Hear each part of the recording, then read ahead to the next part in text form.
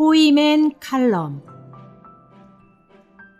그리스도의 첫 번째 오심, 그리고 두 번째 오심. 오늘은 이사야서 라이프 스터디 메시지 31번을 읽는 중에 내용이 너무 좋아서 소개하려고 합니다. 이스라엘의 역사를 보면 솔로몬 시대에 영광의 시기가 있었지만 주로 비극의 역사라고 할 수 있습니다. 성전은 바벨론 사람들에 의해 회파되었으며 성전 안의 그릇들은 바벨론으로 옮겨졌습니다. 그때부터 현재까지 이스라엘은 완전히 자유로운 나라가 되지 못했습니다. 따라서 이스라엘에게는 여전히 회복이 필요한 것입니다. 그리스도의 오심은 두 부분으로 되어 있습니다. 첫 번째 오심에서 그리스도는 그분의 사역 아래 있던 제자들 안으로 삼위일 하나님을 분배하시기 위해 신약 경륜을 성취하셨습니다. 그리스도의 첫 번째 오심에서의 이러한 사역은 두 번째 오심을 위해 견고한 기초를 놓았습니다. 두 번째 오실 때 그분 이스라엘을 그들의 환경으로부터 구출하고 그들의 회복을 가져오시기 위하여 주로 외적으로 오실 것입니다. 이 회복은 하나님이 창조하신 모든 것을 포함하기까지 확장될 것입니다. 이러한 회복의 기간은 1000년 왕국 동안 지속될 것입니다. 이사야 61장 1절로부터 3절까지 해서 앞부분은 첫 번째 오심에서의 주님의 사역을 언급하며 뒷부분은 주님의 두 번째 오심에서 이스라엘의 회복을 언급합니다. 따라서 이 부분의 말씀은 그리스도의 첫 번째 오심과 두 번째 오심을 모두 포함하고 있습니다. 이사야의 신언에서 주님의 두 번 오심은 멀리서 보았을 때 하나의 산봉우리처럼 보이는 두 개의 산봉우리와 같습니다. 이런 이유로 이사야는 그리스도의 첫 번째 오심과 두 번째 오심을 함께 두었습니다. 주님의 두 번째 오심은 이스라엘의 회복을 가져옵니다. 그분의 첫 번째 오심에서 주 예수님은 유대인들 가운데서 베드로와 요한과 야고보와 같은 그분의 초기 제자들을 얻으셨습니다. 그들이 그분의 믿는 이들이 되었지만 이것은 그들이 그들의 유대인 신분을 버렸다는 뜻은 아닙니다. 왜냐하면 천년왕국에서 초기 12사도들은 이스라엘 12지파를 심판하기 위해 다스리는 자들로 보좌 위에 앉을 것이기 때문입니다. 그때 그들은 교회의 사도들이 아닐 것이며 주님에 의해 유대인 신분으로 되돌려져 쓰므로 이스라엘의 주관자들, 통치자들이 될 것입니다. 그리스도와 그분의 12사도들은 겉으로 보기에 이스라엘을 버리고 교회를 세웠습니다. 그러나 회복의 때에 주님이 두 번째 오실 때 그분은 먼저 그분의 조상 다윗의 보좌를 받게 될 것이고 다음에는 열국의 주관자가 될 것입니다. 그분의 12사도들은 이스라엘 나라를 다스리는 데 있어서 그분을 돕는 자들이 될 것입니다. 이것으로부터 우리는 그리스도께서 첫 번째 오심에서 하신 것과 두 번째 오심에서 하실 것의 관계를 볼 수 있습니다. 하나님의 눈에 주님의 두 번 오심은 그리스도의 한 번의 유일한 오심을 보여주는 두 방면입니다. 어떤 의미에서 그리스도께서 땅에 오심은 아직 완성되지 않았습니다. 그분은 2000년 전에 인류에게 오시기 시작했습니다. 그분의 유일한 오심이 끝나지 않았으므로 그것은 그분의 오심의 두 번째 방면으로 계속될 것입니다.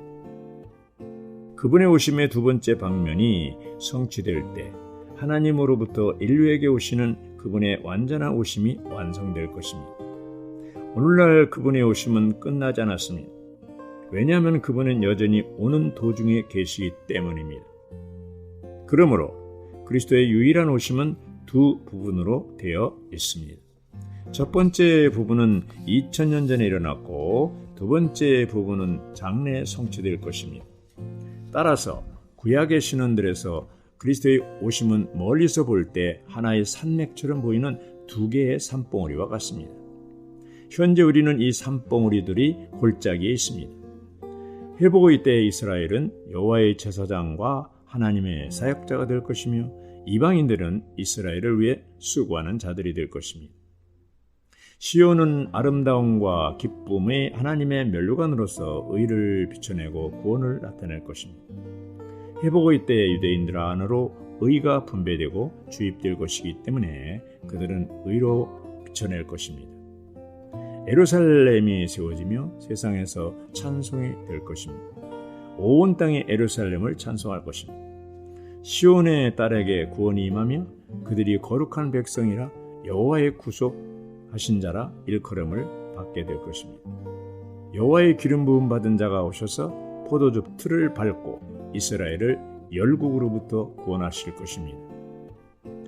이사야 63장 2절과 계시록 14장 19절 20절 그리고 19장 15절에 있는 포도즙 틀이라는 단어는 아마겟돈 전쟁을 가리킵니다. 이사야 61장과 62장은 그리스도께서 다시 오실 것이며 적극적인 면에서 이스라엘에게 많은 것이 되실 것임을 가리킵니다. 이사야 63장은 그리스도께서 다시 오셔서 이스라엘을 파멸로부터 구원하실 것임을 계시합니다. 이 시대의 마지막 3년 반 동안에 적그리스도는 이스라엘을 완전히 파멸시킬 목적으로 유대인들을 극도로 핍박할 것입니다. 그 시기에 앞서 거의 모든 유대인들이 거룩한 땅으로 돌아올 것입니다. 그런 다음 대환난 이전에 적그리스도는 이스라엘과 7년간의 평화 조약을 맺어 그들로 자유를 갖게 할 것입니다. 그러나 3년 반 후에 적그리스도는 그의 생각을 바꾸어 유대교와 로마 천주교를 포함한 모든 종교를 반대할 것입니다. 천주교를 멸한 후에 적그리스도는 유대교를 멸할 것입니다.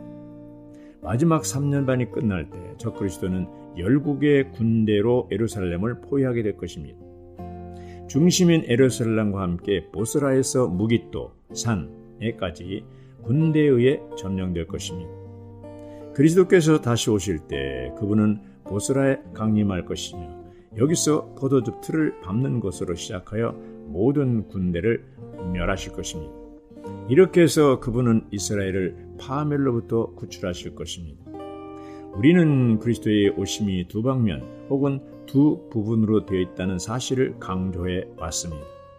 그분의 오심의 첫 번째 부분은 교회 산출과 건축을 가져왔습니다. 교회 시대 끝에 이 시대의 마지막 3년 반 동안에 그리스도는 그분의 오심을 계속할 것입니다. 이러한 그분의 오심의 연속은 세 부분으로 될 것입니다. 첫째, 계시록 12장과 14장에 따르면 그리스도는 그분의 임재 안으로 휴거된 이기는 자들을 영접하기 위하여 3층 천에 계실 것입니다. 둘째, 그리스도는 그분의 이기는 자들과 함께 3층 천에서 공중으로 내려오실 것입니다. 그분이 공중에 계시는 동안 대다수 믿는 이들의 휴거가 발생할 것입니다.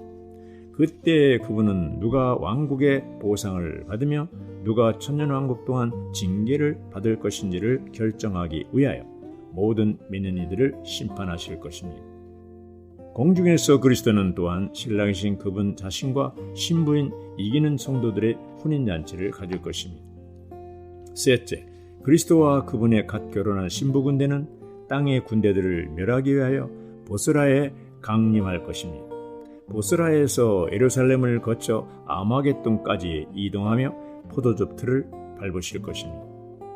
땅을 망하게 하는 자들과 하나님을 반대하는 자들은 죽임을 당할 것이며 이스라엘은 구출될 것이고 그리스도는 예루살렘의 보좌에 앉아 열국을 심판하실 것입니다. 그런 다음 그분은 그분의 조력자들인 12사도들과 함께 이스라엘을 다스리고 또 그분의 조력자들은 이기는 성도들과 함께 모든 열국을 통치하기 위해 그분의 왕국을 세우실 것입니다. 이사야 63장 7절로부터 9절까지는 그분의 자비와 그 많은 인자심을 따라 이스라엘 집에 베푸신 바 된 여호와의 인자가 그분 앞의 사자로 그들을 구원하심을 말합니다. 63장 10절부터 19절까지에 따르면 그들의 아버지여 구속자인 여호와께서 그분의 거룩한 백성에게 돌아오실 것입니다.